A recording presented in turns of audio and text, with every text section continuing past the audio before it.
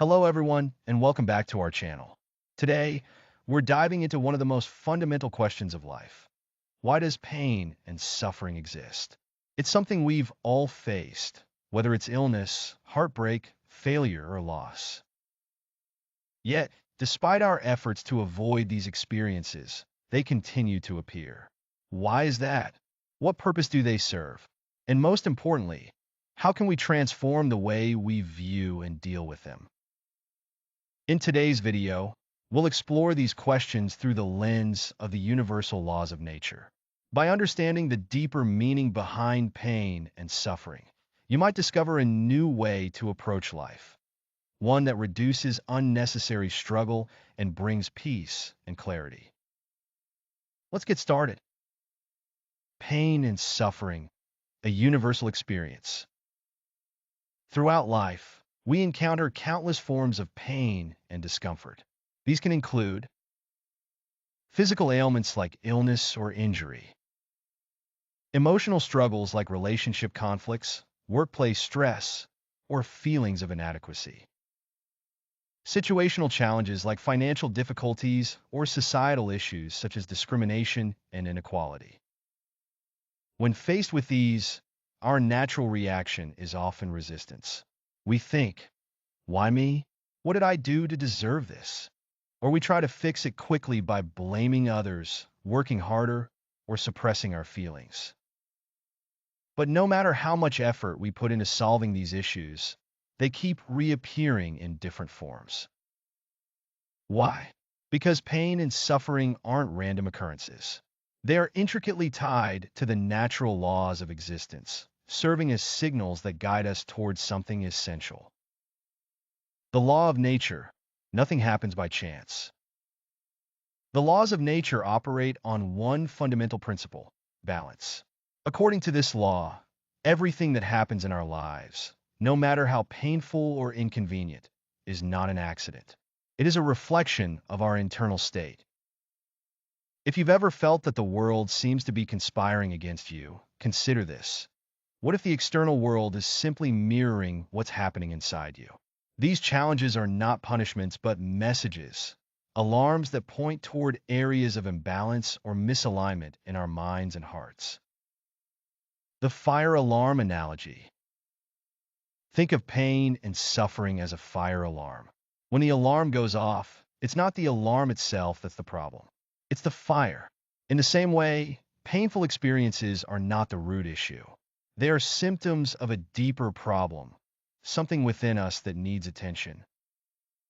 For example, if you're constantly feeling undervalued in your relationships, it may be a sign that you are undervaluing yourself. If you're experiencing repeated failures at work, it might point to an underlying fear of inadequacy or a misalignment with your true purpose. By focusing on the alarm, the pain, rather than the fire, the root cause, we miss the opportunity to address the real issue. The root cause, self-attack. At the core of much of our suffering lies one fundamental problem: self-attack. This isn't always obvious, but it shows up in subtle ways like criticizing our appearance or abilities, comparing ourselves to others and feeling inadequate, believing we must work harder to earn love or respect, suppressing our desires because we feel unworthy of pursuing them.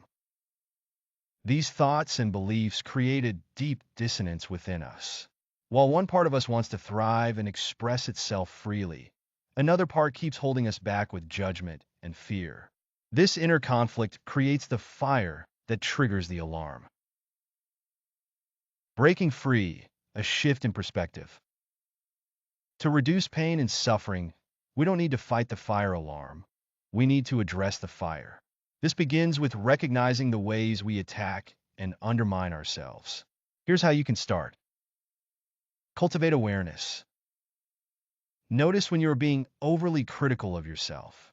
Pay attention to the stories you tell yourself about your worth, abilities, and potential. Practice self-compassion. Treat yourself as you would a dear friend. When you catch yourself thinking, "I'm not good enough," ask yourself, "would I say this to someone I love?" Align with your true self. Take time to understand your authentic desires and needs. What brings you joy?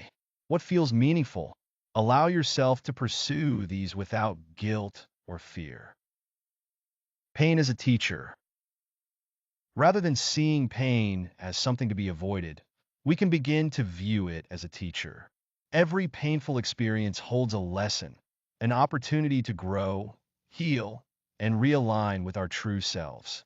For example, a difficult relationship might teach you about boundaries and self-respect. A career setback might push you to reevaluate your goals and pursue something more fulfilling.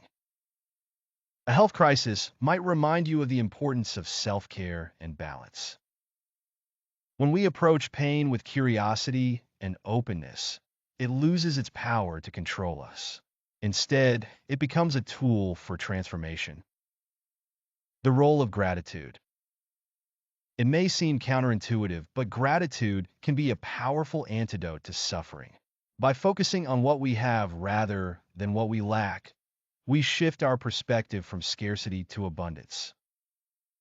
Even in the midst of challenges, there is always something to be grateful for, whether it's the support of loved ones, a lesson learned, or the simple beauty of a sunrise. Gratitude doesn't erase pain, but it helps us see it in context. It reminds us that life is a mix of joys and struggles, and both are valuable. Conclusion. Pain and suffering are universal experiences, but they are not purposeless. They are signals from the natural world, urging us to look inward and address areas of imbalance. By understanding this, we can transform our relationship with pain, from one of resistance to one of acceptance and growth. Remember, the next time you face a challenge, pause and ask yourself, what is this teaching me? What part of me needs attention or healing? When you approach life this way, you may find that even the most painful experiences lead to profound clarity and peace. Thank you for watching today's video. If you found this helpful, please like, share, and subscribe for more content on living in alignment with the natural laws of life. See you next time.